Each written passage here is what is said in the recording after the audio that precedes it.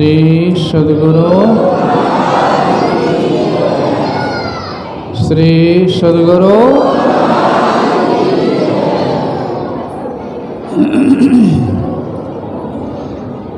मंगले मूर्ति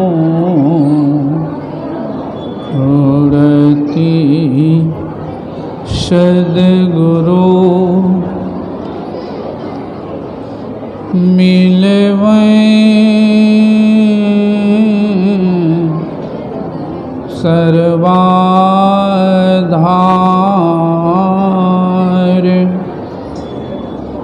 मंगल माये मंगल करुणा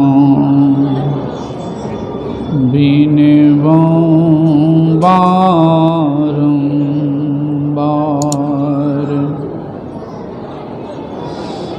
धन्य धन्य सद्गुरु सुखद महिमा कही न जाय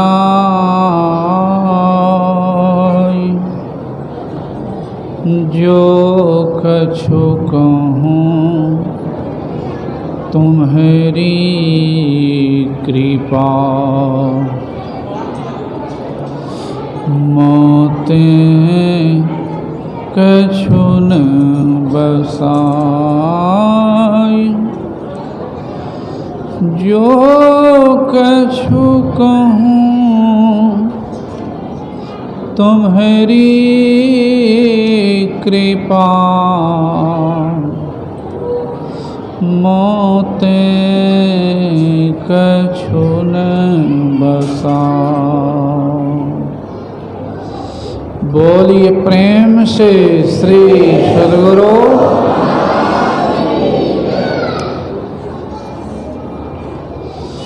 पूज्य गुरुजनों को मेरा नमन। सम्माननीय साधु समाज, वर्तमान आचार्य श्री के चरणों में नमन। पूजनीय माताओं एवं भक्तिमती धर्मशीला बहनों, अभी हम लोग इस नववर्ष के अवसर पर रामचरितमानस सार सटीक प्रथम सोपान से पाठ में सुने हैं। उसमें त्रिवेणी की बात भी आई, धर्म पर अटल रहने की बात आई। और अटल रहेंगे कैसे, तो अंत में यह भी बात आई कि सुने समझहि जन मुदित मन, मज्जहि अति अनुराग, तो लहहि चारि फल अछत तनु, साधु समाज प्रयाग। सुनने की बात आई। सुना जाता है समझने के लिए,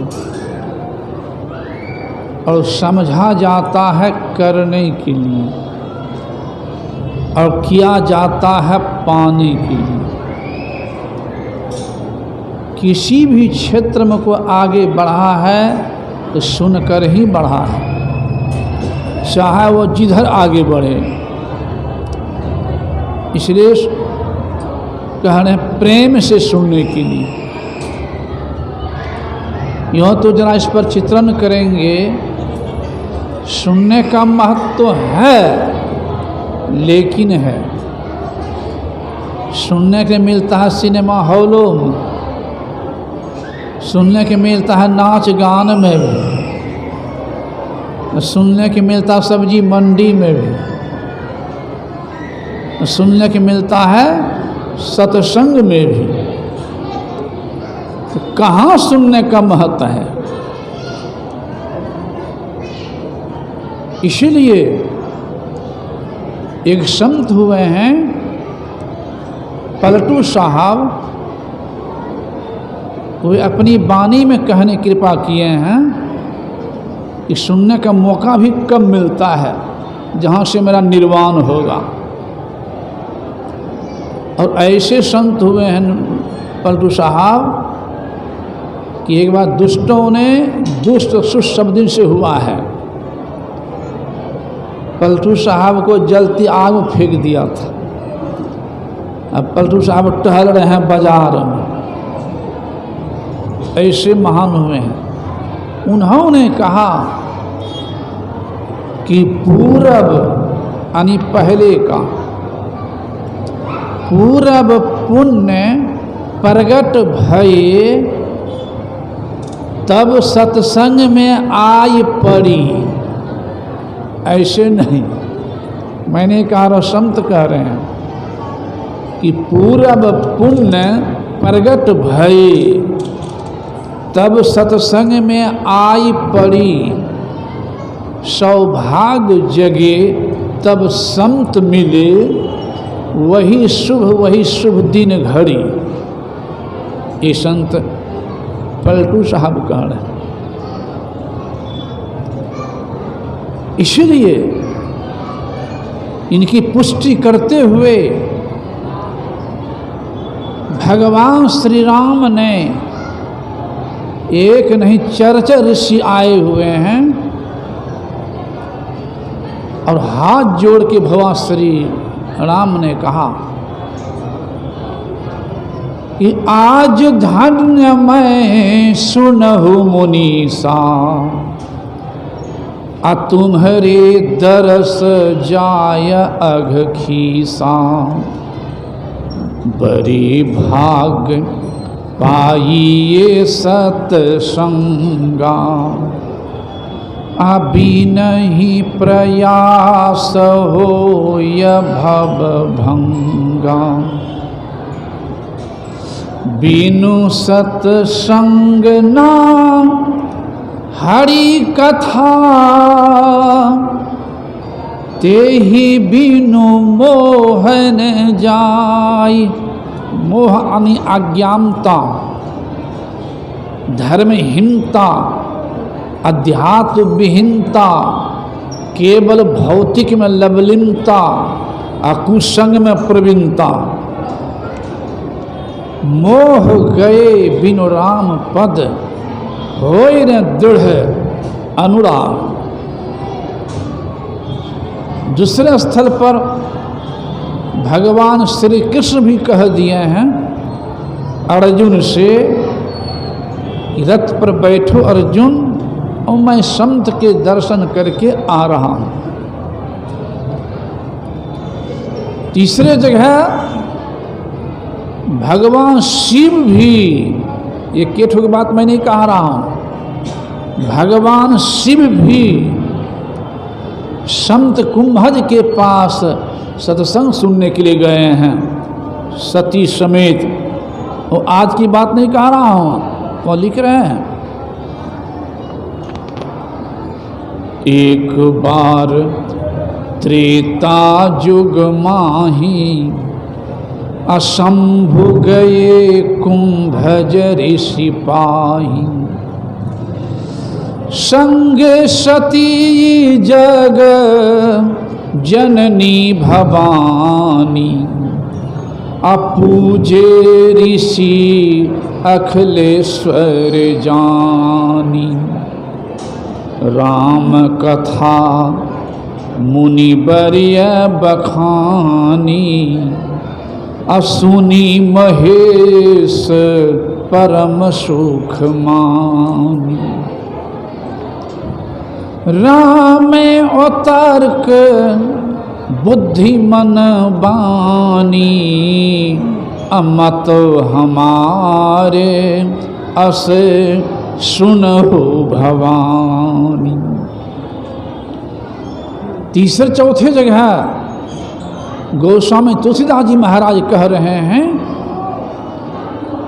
बिनु सत्संग विवेक न होई, राम कृपा बिनु सुलभ न सोई। गोस्वामी जी बिना सत्संग का विवेक मतलब विवेक मतलब क्या है? आत्मकल्याण का ज्ञान विवेक, जीव उद्धार का ज्ञान विवेक, केवल पेट भरने वाला नहीं तो मुझे 3 पंक्ति बराबर याद आ जाती है गुरुदेव की। सत्संग सुधा सागर में गुरुदेव ने कहा कि एक चिड़िया भी अपने बच्चे के लिए घोंसला बनाती है। घोंसला कहते हैं खोता को, खोता कहते हैं घर को। तो चिड़िया भी खोता बनाती है, सब जानते होंगे। दूसरा शब्द गुरुदेव ने कहा कि एक चिड़िया भी अपने बच्चे के लिए दाना चुन के लाती है खिलाने के लिए। ये भी सही सत्य है। तीसरा शब्द गुरुदेव ने कहा एक चिड़िया भी अपने बच्चे को प्यार करती है। और आगे राज्य में खुलासा किए हैं कि हम मानव क्या करते हैं, एक महला बनावे की 10 महला, उस बच्चे के लिए खोते ने बनाना हुआ और क्या। 5 किलो दाना को भीख मांग करके भी ला रहा है, तो 50 किलो दाना को मजदूरी करके भी ला रहा है। सैकड़ों मन दाना कोई खेती करके भी ला रहा है, तो कोई दुकानदारी करके भी ला रहा है, तो कोई वकालत करके भी ला रहा है, तो कोई डॉक्टरी करके भी ला रहा है, कोई मास्टरी करके भी ला रहा है, तो कोई डकैती बेईमानी चोरी करके भी ला रहा है। तो दैनिक चुनना हुआ और क्या हुआ, और बच्चे को प्यार करते हैं। खाना पीना सो जाना यह तो काम है पशु समाना। केवल उतने काम में रह गए तो उसका विवेक का महत्व नहीं है। इसलिए कह रहे वहाँ गोस्वामी जी कि सुत दारा और लक्ष्मी पापी के भी होय। सुत कहते हैं बेटा को, दारा कहता है पत्नी को, लक्ष्मी कहता है धन को। ऊंचा पद अपार धन, सुंदर बेटा सुंदर बेटी सुंदर पति इत्यादि पापी को भी हो सकता है, लेकिन पुण्य पूंज बिनु मिले समझ। जब पुण्य का पूंजी होता तब जीव को सत्य सुनने का मौका मिलता है, सुन पाता है, ऐसे नहीं। ईश्वर विशेष कृपा होती है तब। मैंने कहा रहा हूँ, गोस्वामी जी कह रहे हैं श्रुत दारा और लक्ष्मी पापी के भी होय, लेकिन संत समागम हरि कथा तुलसी दुर्लभ दोय। भूले मन को समझा लीजिए, भटके मन को समझा लीजिए, तो सत्संग के बीच में आई के जी, और अब की बार नहीं चूकना, तो मानुष तन पाई के जी। इसलिए संत कबीर साहब भी कहते हैं संगति ही जरी जाए, नो चर्चा राम की, दुल्ह बिना बारात कहो किस काम की। संगति ही जर जा, इसलिए फिर कहते दूसरे जगह संत कबीर साहब संगति सो सुख उपजे, कुसंगति सो दुख जोय। इसलिए कहे कबीर तह जाइए, साधु संग जहाँ हो। राम बुलावा भेद दिया, दिया कबीरा रोय। जो सुख साधु संग में, सो बैकुंठ नहीं होय। मैंने कहा रहा, ये संत कबीर साहब कह रहे हैं। संत कबीर साहब ऐसे महान हुए हैं कि एक बार भैंसा से वेद पढ़वा दिए हैं। संत कबीर साहब को एक बार नौता नहीं दिया एक जगह, और जानबूझ के चले गए भैंसा पर चढ़ करके, नौता नहीं दिया, गेट पर रोक दिया। कहाँ जाओगे? कबीर साहब ने कहा भंडारा में भोजन खाने के लिए। कहा आपको नौता दिया है? तो कबीर साहब ने कहा कि साधु को नौता दिया हुआ भगवान घर से दे दिया, नौता डबल हो गया, यानी साधु किसी भंडार में सम्मिलित हो सकता है। कहा विचित्र साधु, कहा था भगवान घर नौता दिया हुआ। कहा हाँ, इसलिए आया हूँ। फिर तो कैसे इसको रोकें? तो क्या करते हैं? कहा था सुनिए, मेरे भंडार में वही खा सकता बैठ करके जो कम से कम वेद पढ़ के सुना दे। जानता थी तो कबो खो नहीं जानता है, या बिसरी नहीं जानता है, वेद कैसे पढ़ेगा? लौटना पड़ेगा। तो संत कबीर साहब ने कहा बड़ी अच्छी बात, जो वेद पढ़ के सुना देगा आपको तो उनको खिलाइएगा ना अपने साथ पंक्ति में एक साथ। कहाँ, तो उतर गए भैंसा के पीठ पर से। अब भैंसवा के पीठ ठोक दिया कबीर साहब। अब कहाँ पर हो वेद, संत कुछ भी नहीं कर सकते हैं। कहाँ पर हो वेद, तू भैंसा ही वेद पढ़ना शुरू कर दिया। तो कबीर साहब ने कहा कि मैं नहीं खाऊंगा, जो वेद पढ़ा है ना उसको खिलाओ पहले मनुष्य के पंक्ति में, तो खिला पाएगा। ऐसे थे से संत कबीर साहब। और वे कह रहे हैं अपनी वाणी में, मैं तो आन पड़ी चोरन के नगर, सत्संग बिना जियतर से।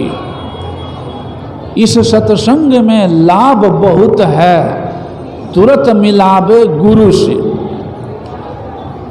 मूर्ख जन कोई सार न जाने, सत्संग में अमृत बरसे। मैं तो आन परी चोरन के नगर, सत्संग बिना जियतर से। ये संत कबीर साहब कह रहे हैं। अब जरा विचार करें, नगर कहते हैं बड़ा शहर को नगर गिनती में लेते हैं, कम से कम सुनते हैं 1 लाख आबादी हो तब। अब मैं कहता हूँ अगर कहीं 1,000 की आबादी हो तो सब चोर नहीं होगा, इंसान जरूर होगा। कबीर साहब कौन नगर में चले कि सबको चोरे था? तो यहाँ भाव दूसरा है। नगर के मतलब यहाँ गांव नहीं है, नगर के मतलब यहाँ शरीर है। इस शरीर नगर में हम आप रह रहे हैं। हम आप शरीर नहीं हैं, हम आपका शरीर है। हम आप शरीर नहीं, इस शरीर भी मकान है। इस शरीर भी मकान में रह रहे हैं। जब तक हम आप इस 3.5 हाथ शरीर भी मकान में रह रहे हैं तभी तक रहने देंगे 10 महला मकान में भी। जिस दिन इस 3.5 हाथ के शरीर भी मकान से निकल जाएंगे तो 5 महला 10 महला कौन कहे झोपड़ियों में नहीं रहने देगा, शमशान पहुंचा देगा। संत कबीर साहब कह रहे हैं कि मैं तो आन परी चोरन के नगर, अर्थात इस शरीर नगर में हम आप रह रहे हैं। इस शरीरे है चोर का नगर। जैसे चित्रण कीजिए थोड़ा सा, चोर कहते हैं किसको? जो चोरी करके ले लेता है बिना दिखाए, अर्थात जो इस आँख से हमें नहीं देखनी चाहिए, टीवी पर, सिनेमा में, मोबाइलों पर जो गलत चीज़ जिसको देखने से मनोवृत्ति बिगड़ती है, कुमार्गी बनता है, धर्म से च्युत हो जाता है, वैसे बेभद्र चीज को आप देख रहे हैं तो आप ये आँखें चोरी कर रही है, आपको नीचे को धकेल रही है। दूसरा चोर है जो शब्द, अश्लील शब्द, गंदा शब्द नहीं सुनना चाहिए, वो गंदा शब्द, अश्लील शब्द, बेभद्र शब्द कान से सुन रहे हैं सिनेमा में, टीवी पर, मोबाइल पर, तो आपका कान चोरी कर रहा है। जो नहीं पीना चाहिए, जो जिसे पीने से जीवन बर्बाद हो जाता है, मानवता चली जाती है, दानवता आ जाती है, जीवन तक बर्बाद भी हो जाता है, वैसे नशीली पदार्थ को पी रहे हैं तो आपकी जिह्वा चोरी कर रही है। जो नहीं खाना चाहिए, मांस अंडा जीव हत्या करके खाते हैं, नहीं खाना चाहिए, वे खा रहे हैं तो आपका मुंह चोरी कर रहा है, जीवन को बर्बादी को लगा रहा है। अर्थात सारी इंद्रियां ही चोर है, सारी इंद्रियां चोर है। तो चोर का सरदार भी होता है मुखिया, चोर का सरदार भी होता है मुखिया। वो सरदार मुखिया कौन है? तो देखिए मैं वर्णन कर रहा हूँ यहाँ। एक थाली में परोस लीजिए रसगुल्ला, जिलेबी, खीर, पूड़ी, चटनी, सब कुछ, भात दाल परोस लीजिए सब कुछ। आपका हाथ पकड़ ले रसगुल्ला को, अब मन कह दे कि नहीं पहले रोटिए खाएंगे, रसगुल्ला को छोड़ के हाथ रोटी उठाएगा। रोटी को पकड़वे किए हैं, अब मन कह दे कि पहले चटनी खाएंगे, तो रोटी को छोड़ चटनी उठाएगा। और चटनी को पकड़वे किए, अब मन कह दे कि पहले खीर खाएंगे, तो हाथ खीर को उठाएगा। बात सही है कि नहीं? यानी जिनको मन उठाने के लिए कहेगा उसी को हाथ उठाएगा। तो मन हो गया सरदार, नहीं हुआ, मन हो गया अगुआ सरदार, और इंद्रियां हो गई चोर। अगर सरदारे का सुधार हो जाए, अगुआ का सुधार हो जाए, मुखिया का सुधार हो जाए, तो उससे पीछे चलने वाला सुधार होगा कि नहीं होगा? होगा ना। सबके मूल मने है ना। अरे मने ने सत्संग में लाया है, मने आश्रम लाया है, लेकिन आश्रम आकर के भी मन बहुत लोगों का ऐसा है कि सत्संग सुनने दे नहीं रहा है, खाली गप उड़ा रहा है और घूम रहा है। घूमता तो और जगह भी है। तो मने आश्रम में लाता है, मने सत्संग में लाता है, अब मने सुनने भी देता है, अब मने घुमा भी रहा है, अब मने गप्पो करा रहा है, अब मने दूधो पिलाता है, अब मने शराबो पिलाता है, अब मने आमो खिलाता है, अब मने अंडो खिलाता है, अब मने मांसो खिलाता है, अब मने खीरो खिलाता है, अब मने लातो खिलाता है, अब मने भातो खिलाता है, अब मने नरको ले जाता है, अब मने स्वर्गो ले जाता है। सब करने वाला मने है, सब करने वाला मने, उबारने वाला भी और गर्त में ले जाने वाला भी। तो मन का ही सुधार हो जाए तब क्या होगा, कल्याण होगा कि नहीं? इस संत कबीर साहब कह रहे हैं कि भूले मन को, भटके मन को, कुमार्ग में लटके मन को समझा लीजिए, तो सत्संग के बीच में आए के जी, और अब की बार नहीं चूकना, तो मानुष तन पाए के जी। मानुष इसलिए हमारे आराध्य देव कहते हैं कि सत्संग मेरी सांस है। आप सोच सकते हैं हमारे आराध्य वैसे महान, सत्संग मेरी सांस है कह रहे हैं। तो सांसें बंद हो जाए तो हम लोग को रहने देगा 5 महला में कि 10 महला में? किन्हीं को जिन किन्हीं सांस बंद हो जाए तो शमशान पहुंचाएगा कि नहीं हो? शमशान ले जाकर लकड़ी बोझ दे, आग धराने लग जाए, लकड़ी बोझ दे शमशान में, आग धराने लग जाए और सांस चलना शुरू हो जाए तो धराएगा आग? नहीं धराएगा, लकड़ी हटा घर ले आएगा। कहने का भाव क्या हुआ? गुरुदेव कह रहे सत्संग मेरी सांस है। अगर हम गुरुदेव के ज्ञान को पकड़ के हैं, गुरुदेव ज्ञान पर अपने को चला रहे हैं, गुरु ज्ञान के अनुसार हम पान करते हैं, खान पान है, व्यवहार है, आचरण है, तभी हम जीवित हैं धरती पर। अगर संतों ज्ञान से विहीन आचरण है, खान पान व्यवहार है, तो जितना रहते हुए मुर्दा। भगवान बुद्ध ने कहा कि धर्म में जीवन एक दिन का श्रेष्ठ है और अधर्मी जीवन 1000 वर्ष का व्यर्थ है। धर्म में जीवन एक दिन का श्रेष्ठ है और अधर्मी जीवन 1000 वर्ष का व्यर्थ है। हाँ, ये जरूर है कि गलती इंसान से भी होती है। गलती ने तो भगवान हो जाएगा, गलती इंसान से भी होती है। गलती करके वो चेत जाते हैं, उन्हें इंसान कहते हैं, और गलती पर जो गलती करते हैं उसे हैमान कहते हैं।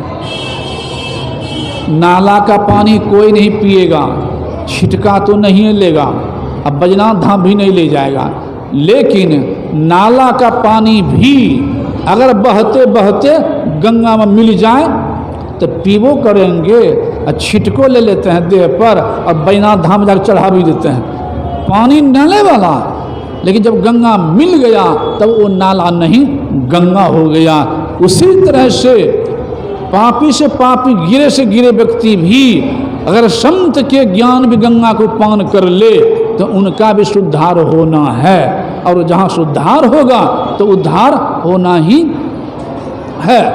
तो मैं कह रहा था इस गंगा में, जो गंगा बह रही है बगल में, उस गंगा में शरीर की सफाई होती है, मन की नहीं। उस गंगा में, जमुना में या सरस्वती में, उस धारा में शरीर की सफाई होती है, मन की नहीं। असली गंगा है सत्संग, असली गंगा है शब्द के बहते हुए ज्ञान। और इस गंगा में डुबकी जो लगा लेता ठीक से, वो नीच से ऊंचा बन जाता है, पापी से पुण्यात्मा बन जाता है, दुराचारी सदाचारी बन जाता है, हत्यारा से जीव रक्षक बन जाता है, जो इस गंगा में डुबकी लगा ले ठीक से। तो इस पर भी एक कहानी सामने आ गई, कभी सुने होंगे, याद आ जाएगी। और यह बात मैं नहीं कह रहा हूँ, संतमत की बात कह रहा हूँ, संतमत की। गुरुदेव की शिष्या एक बच्ची कुमारी में दीक्षा ली थी, ससुराल गई, संजोग ऐसा हो गया, पति मिल गया वही मचखो का, शराबी, धनी मनी, धनी परिवार। गुरुदेव थे ही उस समय की बात कह रहा हूँ, उनके मैं भी गया हूँ सत्संग करने के लिए। वो बच्ची पत्र लिखती है गुरुदेव को। जो पत्र आता था तो हमारे महाशंसी महाराज पढ़ लेते थे और पढ़ करके गुरुदेव को सुनाते थे, और गुरुदेव जो कहते थे लिख देते थे। लिखित प्रभु इस तरह की बात हो गई, मैं दीक्षा ले चुकी हूँ, लेकिन इस तरह की बात हो गई, शादी हो गई से व्यक्ति से जो हमको कहता माँ से बचने में हमको भी खिलाओ, मैं क्या करूँ। गुरुदेव ने कहा अच्छा घबराने की बात नहीं है, कह दो सुमरन करे मन लगा कर, घबरावे नहीं, सब दिन होते न एक समान। और ऐसा हुआ, मैंने विचित्र घटना घट गई। वो ऐसा हुआ जब समझाते समझाते वो यहाँ तक कह दी कि अगर तुम नहीं, वो लड़की कहती है कि आप हमसे जो काम करवा लीजिए, नौड़ी बन के रहूँगी, सब काम करूँगी, बस एक काम यही नहीं करूँ हमसे कि मांस मछली नहीं बनाऊँगी। वो ऐसा आदमी कहता तुमको कोई काम करना नहीं है, केवल मांस मछली बनाना है। तो कहते ना ये तो नहीं होगा, ये तो नहीं होगा। तो धमकी क्या दिया, नहीं बना के देगी ना, धनी तो था ही, नहीं बना के देगी ना, दूसरा विवाह करेंगे हम। वो लड़की कहती है कि आप स्वतंत्र हैं, कुछ भी कर सकते हैं, आप स्वतंत्र हैं, लेकिन मैं आपको छोड़ करके मैके भी नहीं जाऊंगी, रहूंगी यहीं, चन्नौड़ी बन के रहना पड़े, रहूं यहीं, लेकिन मैं बनाऊंगी नहीं। वो ऐसा बेवकूफ निकला, आन पर दूसरा विवाह कर लिया, लाया खोज करके वही मचखो का घर से बना के देने लग गई। अब ये बेचारी नौड़ी तरह रहने लग गई एक बगल में। अब लेकिन गांव के सत्संगियों को हुआ, अरे राम, ये बच्ची को सत्संग के चलते इतना बड़ा कष्ट हो गया, तो कम से कम सत्संग तो मिलना चाहिए। सभी गांव के सत्संगी लोग उन्हीं के सत्संग करने लग गए। 10, 20, 25 महिला माई रोज आते सत्संग करने के उनके यहाँ। दूसरी पत्नी जो लाया बना करके, खाने वाली बना करके वो देने लगी बना के, तो उनके मन में होने लग गया कि मेरे पास तो कोई नहीं आते हैं, 2, 4, 5 रोज, एक को 2 रोज नहीं आते हैं, दीदी के पास रोज आते हैं बैठने के लिए 10, 5 गो। इसका मतलब है कि उन्हें विशेष गुण है, तब न विशेष गुण है। तो वो भी बैठने लग गए आकर के बगल में, आकर के बैठने लग गई बगल में। तो हम लोग गुरुदेव लिखे हैं सत्संग योग में, अष्टघातक 8 आदमी पाप लगता है। जो अपने नहीं खाता है लेकिन कहता है बेटा पोता से खाओ, तो जो आदेश देता है उसको भी पाप लगता है, और जो पकाता उसको लगवे करता है। बेचने वाले को, टुकड़ा करने वाले को, पकाने वाले को, मसाला पीसने वाले को और खाने वाले को 8 आदमी को पाप लगता है। तो सुनते सुनते मन में होने लगा कि अरे राम, इतना पाप होता है। तो दूसरी पत्नी भी खाना छोड़ दी, लेकिन बना के दे रही है कि बना के नहीं देंगे तो फिर तीसरा कर लेंगे तो परेशानी होगी हमको भी। बना के देने लग गई, लेकिन समझाने लगी